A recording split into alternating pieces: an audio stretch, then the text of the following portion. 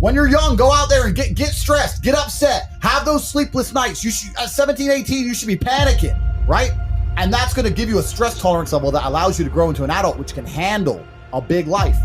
So I don't really feel sorry for the people who don't put themselves in a winning position, because people like us need them to be. You can't have a winner without a loser. So, and I also, and this is another view of mine, if someone truly wants to be a winner, they don't really need that much help to get there. So who helped you guys in your early days? Like, who was actually really telling you to not be a fat piece of shit besides yourself? Obviously, we all had our inspirations. I had mine, but was there anyone big in your life who was coming along saying, no, you got to keep it together? Or was it just look in the mirror and knowing what you're supposed to do and doing it anyway? People always say, oh, I wish I had something to work on. You could work hard on anything. But if you truly work your ass off, it's difficult for it to have a negative impact on your life. Maybe you'll end up with an Instagram page, the best Instagram page on twig whittling, and who knows, right? My point is that it's very hard to find truly negative energy that's directed in a semi-positive direction. It's hard to say I'm working my ass off at X and it's made my life worse. You know, you're not doing anything, and you're asking the question, hoping I'm going to give you some magical answer that's going to allow you to be motivated forever. But motivation isn't real. Everyone says this. Motivation is not real. Discipline's real. I do not feel like training, but I still train because I'm a disciplined individual. You don't get to go through life only doing the things you feel like. As a man, you have to do the things you're supposed to do, because what we said earlier is absolutely true. It's player versus player, my friend. Now, if I wake up, I've already got this massive head start over you in life, nearly every genetic gift, plus all my finances, plus my network. And I wake up and I decide, even though I don't feel like working, I'm going to work my ass off. And you wake up way down there, a peon, and you can't be bothered to work. What chance do you have against men like us? You don't stand a chance. Now, if you're going to wake up and look in the mirror and understand that you're absolutely not really crushable, that you're a rabbit and that lions exist, and that's not going to motivate you to do something about it, then you're a lost cause. And there's no point in asking us a question. You know exactly what you need to do. If you want to stay, then stay.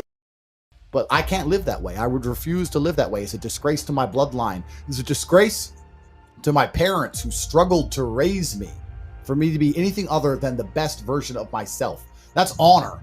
I have honor to my last name and to my ancestry. It would be disgusting for them all to have fought saber-toothed tigers so I can wake my lazy ass up and ask on YouTube how I can stop being a.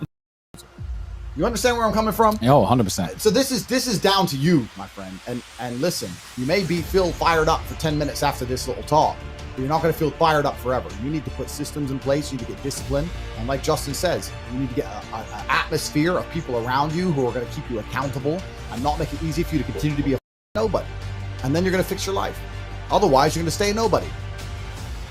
That's your problem. It ain't my problem. It's not the destination, it's the journey. So if you have no journey, you have no lessons and you have no stories.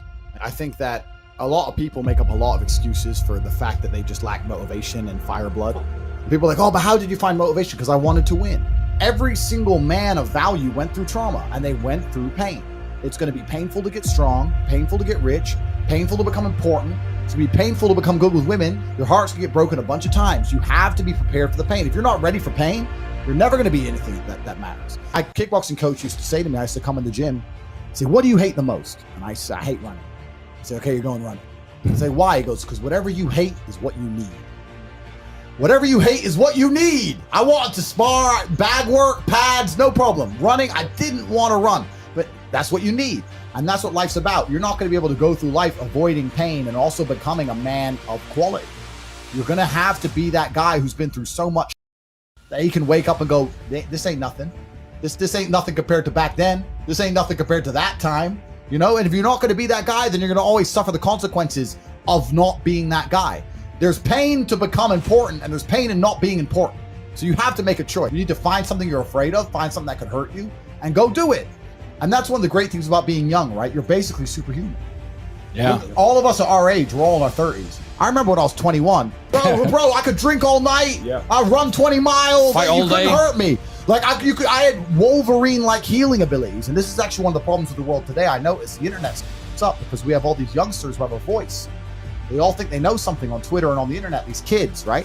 When I was 23, 22, I didn't know shit. I'm 35 now. I'm one of the smartest men on the planet. And when I was 23, I didn't know shit. When you're 35, you're definitely going to still be a dumbass. So when you're 23, like you are now, you don't know anything. Your only attribute is the fact you have Wolverine-like healing abilities and you're not using it.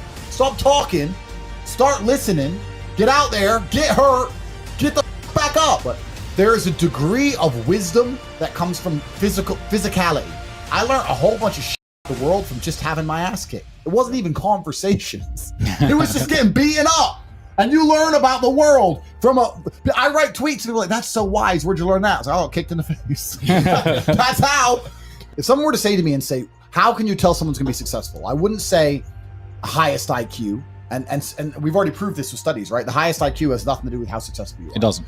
I would say the number one thing that will tell me how successful a person will be, especially as a man, is their stress tolerance. Yes. You're not gonna have a big life without big problems. You're not gonna be important without 22 cars, 3 businesses. Your phone ain't gonna stop. It's gonna be stressful. Banks are gonna get frozen. Money's gonna go missing. You're not gonna have a big life that's a calm ocean. You need to learn to just surf the waves and laugh, because most people just collapse under the pressure. Stress tolerance is a massive indicator of how successful you're gonna be.